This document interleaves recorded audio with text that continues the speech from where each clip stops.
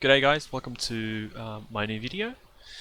This new series that I'll be making is all designed around TBC Arena, but it also spills over into all aspects of World of Warcraft, and you can take what you learn in these videos and apply it to raiding. You can apply it to WoW PvP. It has universal appeal, but its primary focus is on Arena. So this week's episode and the video we're about to get into, it's all about player movement and how you move your character using your keyboard and your mouse. It's designed for you to take into Arena, into a PvP situation. So we'll cover camera positioning, we'll cover keyboard turning and what to replace keyboard turning with if that's what you're currently doing. Backpeddling, and also we'll dive into some practical applications on how you can pair all of this together, and then how you can apply that to a PvP situation, and you'll see the differences and how much you'll learn today and what a great improvement that is. Now, I understand for a lot of people, today's episode, you might skip through it and you'll be like, I know all this. I don't need to watch this video, which is fine. You probably don't need to watch it. But I would consider sticking around, watching it through, because I might explain things a little differently. I might add a little tidbit here and there that you might not know. But if you get through the video and you feel like you know everything, that's awesome. You're already leaps and bounds ahead. You're TBC ready. You are Arena ready. But for those who feel like they could probably stop keyboard turning, they'd like to get into Arena, this is the video for you, because it will greatly improve how you control your character. You'll be able to control your character with purpose. You will be agile, you will be efficient, and you will no longer be punishable in PvP. So please enjoy the video, subscribe if you like it, and I'll see you in the next one. Okay, we'll jump right in. Before we start, you'll notice that there's a keyboard cam. This is so you can better see how my hand moves across my keyboard, how I press different keybinds, how my hand is positioned to achieve different results, but also how I move my mouse to achieve different results. I also have a bit more in-depth look, especially with the mouse. I would keep an eye on my mouse movement, on my left and right clicks.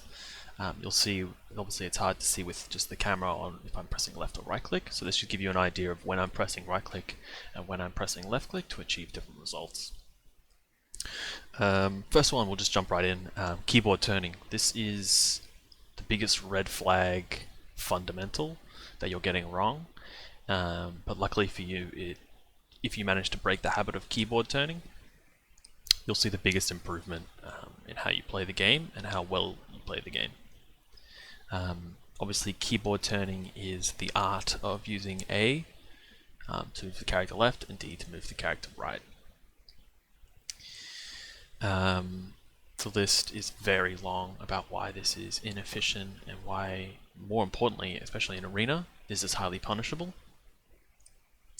I'll demonstrate. Probably the biggest one for keyboard turning is inefficient pathing and also being able to cancel casts. I'll demonstrate on this little guard here that I've spawned, but let's say he's casting a Frostbolt. If he's keyboard turning and I'm not, what I can do to try and cancel his cast is just move into his body, move in and out, move left and right, and obviously if you're a caster you have to finish the cast while facing the person, otherwise it automatically cancels. I can't cast behind me because it just doesn't go through, it'll just say you failed. So what people will do is they'll get all inside your body and they'll try and cancel your cast, but if I'm not keyboard turning, I'm moving my camera around to match being run through and in and out and left and right, so I can get that cast off or maximize my chances of getting that cast off. Pillar hugging is obviously huge, especially on a map like this where there is almost no variance in height, like Blade's Edge Arena or something, also Ring of Blood. But this one is all about pillar hugging. If you're a rogue, if you're a warrior, you're going to be chasing healers around a lot. Druids are going to be in travel form, pillar hugging like you've never seen in your life. And if I'm keyboard turning, I may never catch them because I'm not getting as close to the wall as I need to, and it's just a really inefficient way to match someone who's also pillar hugging. So what you'd want to do is is pillar hug. You want to right click and you want to be holding down the strafe. So what you should be doing instead, obviously you would have seen me doing it, but instead of keyboard turning with A and D, what you want to be doing to move is holding down the right click and panning the camera where you'd like to go. So if I want to go right, I'll hold down W and I'll hold down the right click, and I'll just do a 90 degrees, another 90 degrees. If I want to do 180, just flip it around. It's so simple and it's such a big improvement to your gameplay. What some people do is they don't have A and D bound. They'll use strafing keys, which by default are Q and E. I typically have these bound. You can see Q here is shadow step for me. So you'll just adapt to what your keybind preferences are and what you prefer. To strafe, you can see I have A and D bound. What I use to strafe is while I'm not holding right click, it keyboard turns, but I never keyboard turn. So if I want to go right without moving forward, I'll hold down right click and I'll hold down D, and it gets the same result as if I was just pressing E. It's just a habit I've had for 15 years of playing WoW, and it's not something that I can easily break or particularly need to break. Again, if I'm pillar hugging, I'll just hold D and I'll hold right click, hold A, I'll hold right click, and I get the same result as if I was strafing. So that's what I replace it with. Again, it's all what you prefer. If you're a creature of habit like me and you've played WoW for this whole time, and you've always keyboard turned, unbinding A and D may not be the best move for you straight away. Maybe you kind of just want to test the waters a little bit. That's fine. Just do what I do. It works great. I'm sure lots of higher end arena players do the same. But again, it's all up to personal preference and what you're comfortable with. You shouldn't be punishing yourself even further and creating an even bigger problem just by unbinding things that you potentially should probably just keep bound and find a more efficient way. The next big one, which is a huge red flag, is backpedaling. That is the cardinal sin of World of Warcraft, and heaps of people I'm sure have been flamed for backpedaling before. I understand that there's some PvE applications for backpedaling, especially for tanks. I'm not suggesting tanks to not backpedal. I'm a PvE player as well, so I understand that, you know, if this is a boss, sometimes the boss you'll be too far on the boss, and just pressing S is the easiest way to achieve the result, but you can also achieve it with different results by just pressing right click and strafing, and then also moving your camera 90 degrees. You actually move quicker if you did that rather than strafing. So, you know, it's a typical one. It's like a void zone. If I'm in a void zone in Naxxramas, I'm not going to backpedal out of it. I'm going to move left or right. I'm going to jump out the hell out of that as quick as I possibly can. So just do yourself a favor, unbind the backpedal key. You will thank me for it later. Your arena partners will thank you for it later, and you will no longer be criticized or be known by that guy who backpedals in arena. What I replace it with, which again just personal preference, what you could replace it with is, now you've got 3 sequential binds, right? I've got A, S, and D. I'm using these to strafe. You can replace that with 3 targeting macros. Maybe I want blind, focus, and I want bind enemy 2 and 3. So I can do A, S, and D. And I've got all those sequential binds, which is really nice for things like CC or interrupts. What I use it for, which is personal preference and something that I've learned to use and use to my advantage, is a stop cast macro. If you don't know what a stop casting macro is, that's fine. We'll cover keybinds and macros in another video. But essentially, it stops your cast. So if I'm casting Flash Eel on this Stormwind Royal Guard, I've got a rogue on me and I need to fake the kick. I'm healing myself and I'm on a slither of health and I need to fake the kick so I can get a big heal off. Rather than move left or right, move forward to cancel the cast, I'd press S and that would cancel the cast completely. And I'm at no risk of moving too slow. I've got a bit of lag, a bit of batching. It'll automatically stop the cast, and I won't be left with that famous line, or that famous predicament where it's I definitely faked that. The S will just instantly stop the cast, and you can really much easier fake cast that way. The next big one is camera placement. You can see me moving quite fluidly. It's obviously pairing the right click, but it's also how I position my camera and the settings that I have on my camera. Obviously I've got quite a large field of view. I can see both pillars here. You want to really, obviously it's personal preference, but no one should be playing this like it's a first-person shooter. As fun as that would be and very immersive, it's not what's practical and it's not what's efficient in Arena.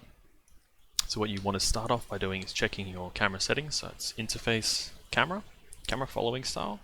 It should be on never. Obviously with smart, it will pivot the camera so that the camera is always facing the direction. Now this is obviously for new players, so they don't do something with the camera and they can't figure out how to get back to the way things were. But if I'm in Arena and it's on smart and I'm trying to disengage from a fight, I'm going to try and find some line of sight, and I need to look back at the fight, it's always going to move me back. And that's really friggin' annoying, because sometimes it can really bug out and you can just lose your whole like that. I don't know what happened there, but not a fan. Camera following style, put it on never. Again, it might take some adjustments, but do yourself a favor, get used to it now in Classic, so that by the time Arena comes out in TBC, all of these bad habits are corrected, and you're ready to go in day one, make an Arena team, and just start blasting people. Obviously now if I disengage from a fight, I can maintain vision on the fight, and I can just see wherever while still holding W. Sorry, that's my phone. If you want to gain a little bit of extra view distance, obviously this is max at the moment, but you can actually get more. So what you would do, I'll put the command up on the screen now, and I'll put it in the description below, but this will give you a little bit more zoom than you would normally be able to get when it's maxed out. So a handle tidbit there. Now for the next one is, I touched on it briefly before, but it's frontal advantage and body positioning. It might sound like a very scientific and very complex PvP notion, but it's super important in PvP, and especially important when you are doing mirror matchups. If I'm rogue mage versus rogue mage, it's very important for rogues in particular. I'll demonstrate. So if I'm attacking this Royal Guard and I'm attacking from the front, he can dodge, he can parry, I can miss. If I'm attacking from behind, he cannot parry and he cannot dodge. So I increase my DPS. Now I can still miss,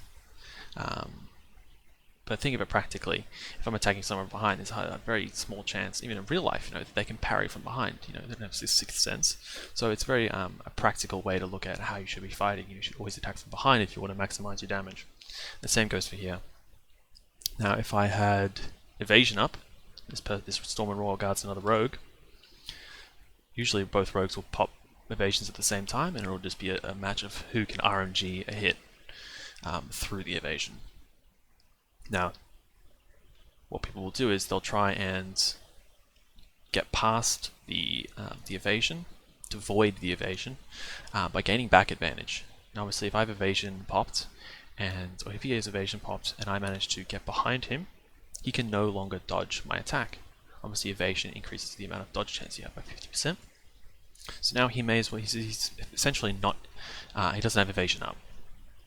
So that's why you'll obviously see a lot of people in Arena, particularly rogues, if the other person has a evasion up, they'll Shadow Step Kidney, because Shadow Step will instantly put me behind my target, and I will guarantee that that lands, and again, now I've voided that evasion for 6 seconds. Similarly, this is, I would vanish in Cheap Shot, as Cheap Shot has a less chance of missing then you know a Sinister Strike.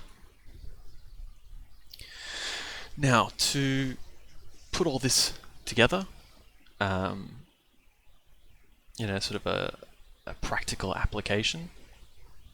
Let's say it's Rogue Mage versus Rogue Mage, and we are in a mirror matchup. It's very hectic, and I'm taking a lot of damage. The other mages over here, sheeped, and they're both blasting on me. I need to pop evasion to reduce the physical damage that I'm taking, but I also need to find a way to reduce the caster damage that I'm taking.